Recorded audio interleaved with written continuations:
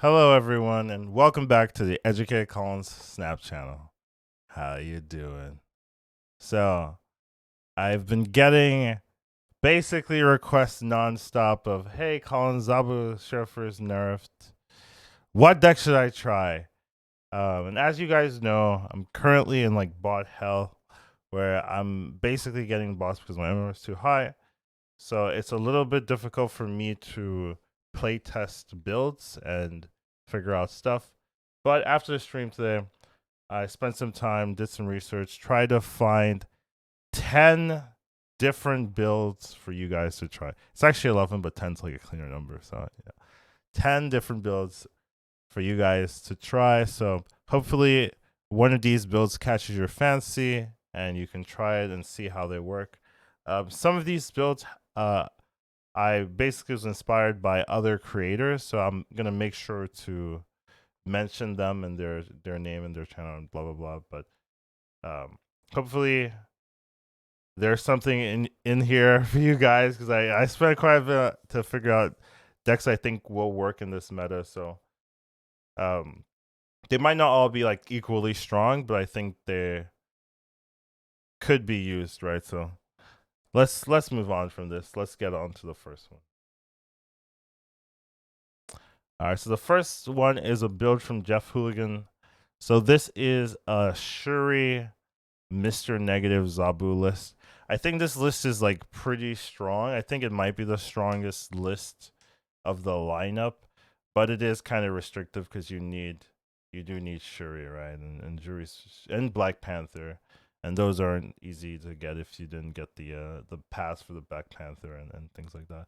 But this list is just a Mr.Negative list. Mr.Negative list I think are going to be pretty popular this season since Zabu kind of fits in perfectly into Mr.Negative, gives you the extra mana to play on turn three, and then you get a lot more draws. So I think that's pretty strong. You have these combos with Shuri and Black Panther, and then you can Zola the Black Panther. You can Taskmaster the Zola, and if you get these reduced by Mr.Negative, it costs 0. So you can do this turn 6. Like you can play Zola and Taskmaster turn 6 on the Black Panther. Pretty insane. So definitely think this is a very powerful deck build if played right. You do have to. It is a thinking build, unless you high roll. So you do have to be a little bit logical with your plays, but I think it's pretty solid and definitely something you might want to try out. Next up, we have this discard counter, I guess, build from Artisan Explosion. So this is like I guess, a creator on the website, but it's a discard counter deck. So he kind of just hates discard or whatever. But just looking at the list, I thought, ooh, there's a lot of interesting things going on in here. So he has this Daredevil for to set up the M.O.D.O.Ks on 5. You can Cosmo that lane, right? So that's pretty cool. Leech kills hand. I don't really think you need the leech here, but it's definitely something to look at. If you want to change the leech, I would be perfectly fine with that. He's got this Kingpin Magneto to deal with Dracula because Dracula's a pretty annoying card. So you set up the Kingpin Magneto turn 6. You've got this other answer where if you have Zabu down, you can play 2/3, 2/4 drops. You can play White Queen Dracula on 6, right? So if they're doing the setup where they're filling their board with or flooding their board with swarms, and then they play all the swarms, and then the Apocalypse gets a ton of buffs. You go White Queen Dracula, and you steal their buffs. Essentially, you steal their Apocalypse for your Dracula to set down. So that's a pretty cool play. It's a little bit RNG, right? Because you basically need to not have a big hand at that point. But I thought that was a pretty cool tech. You've got the Sarah on 5. So Sarah was really what made me interested in this list, where now you have a lot more freedom to do plays with Zabu and Sarah. I think that's a really cool tech. And then you have some of the deck suggestions, Morph, Psylocke, or Dark Octopus. But I thought this was like a really cool answer to the frustrations of discard, because I know a lot of people are annoyed by how discard works and how effective it can be, especially if they get all their discard procs going with Morbius and Mystique. So definitely think if you are annoyed by discard, you could try out this list and see if you can really cause some issues. So definitely a cool one by this creator. So definitely give him a golf clap. Next up, I took that same list and I kind of edited it a little bit just to add more like variations. So um, added a Quicksilver, which you might not like, but I think we needed something to play on one.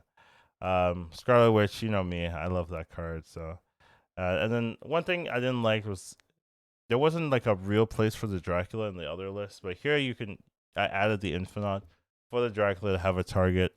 Also added an Aero. I think I added an Aero.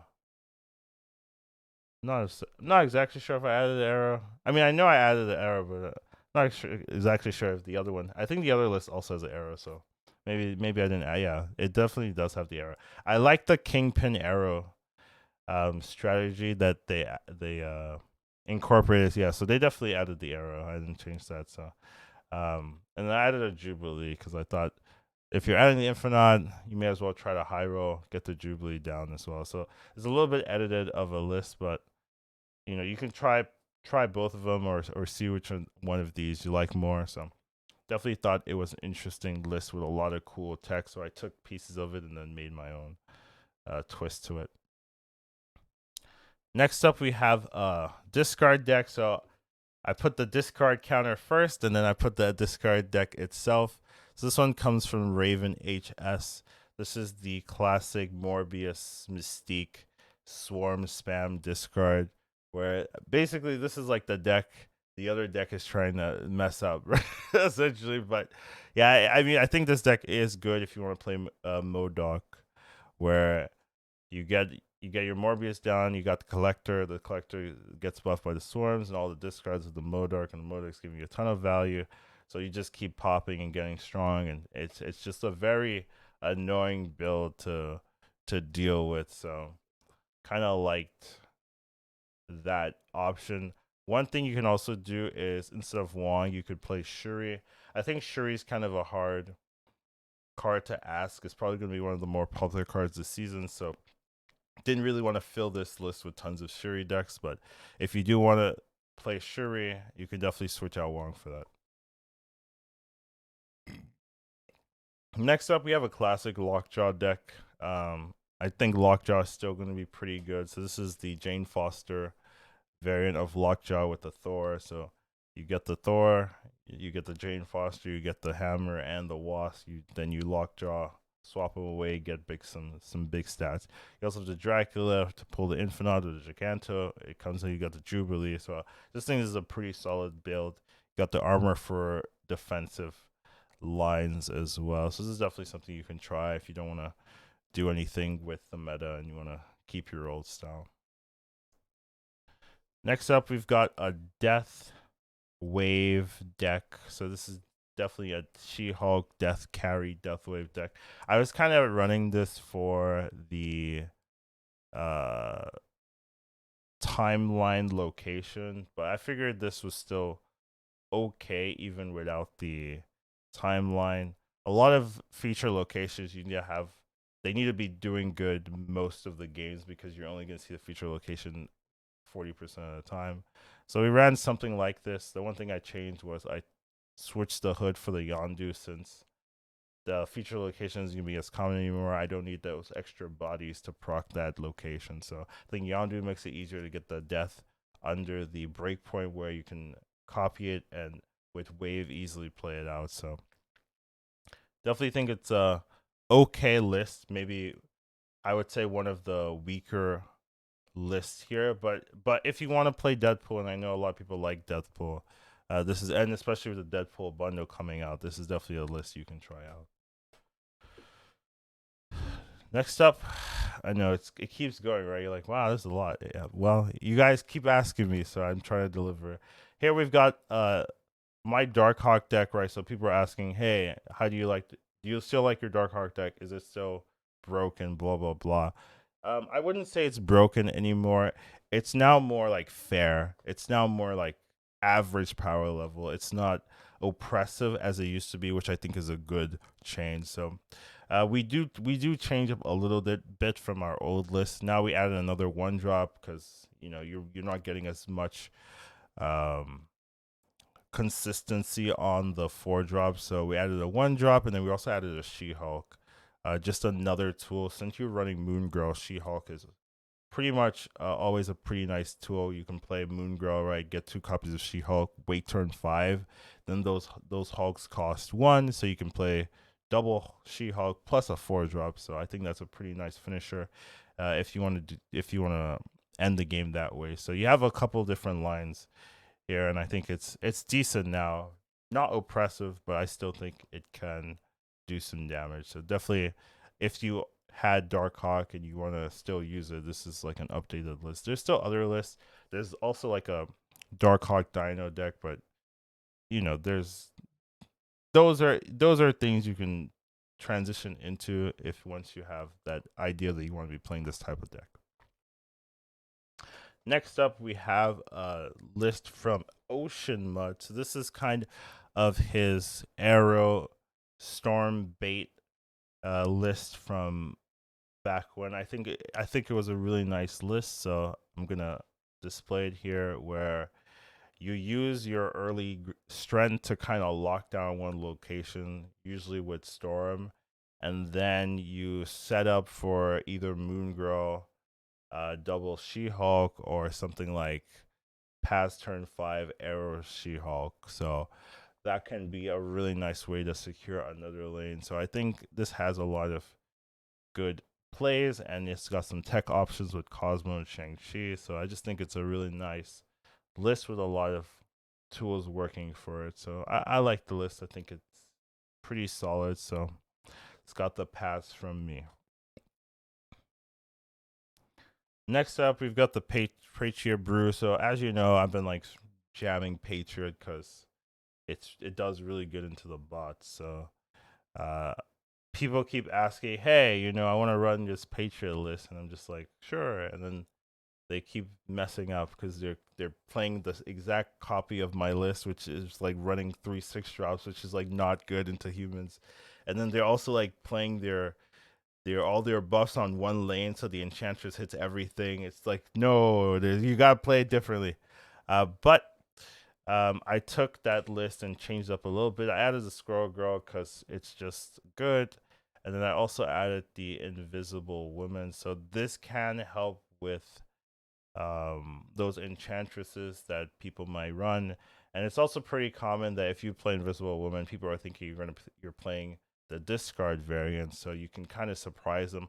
Obviously, you can't really fully surprise them because as soon as you play any other card, like, oh, they're actually Patriot, right? Because if you play a Shocker, they're gonna know. If you play Kazar, they might not exactly know what you're doing, but if you play like Debris somewhere, they're gonna know this isn't discard. So you do only have a small window where you can kind of bait them, but I do think it can be pretty decent right now. And you also have to be careful, like, not to fall into the Cosmo, right? Because if you play Invisible Woman, they might play Cosmo, right? So you don't want to like go Doctor Doom in there, because then you might get baited into that. So you do have to be careful. But I do think this list can be run and has some upside, and the high roll potential of this deck is just like very strong. So still like it. Still think it's viable. Something to look into.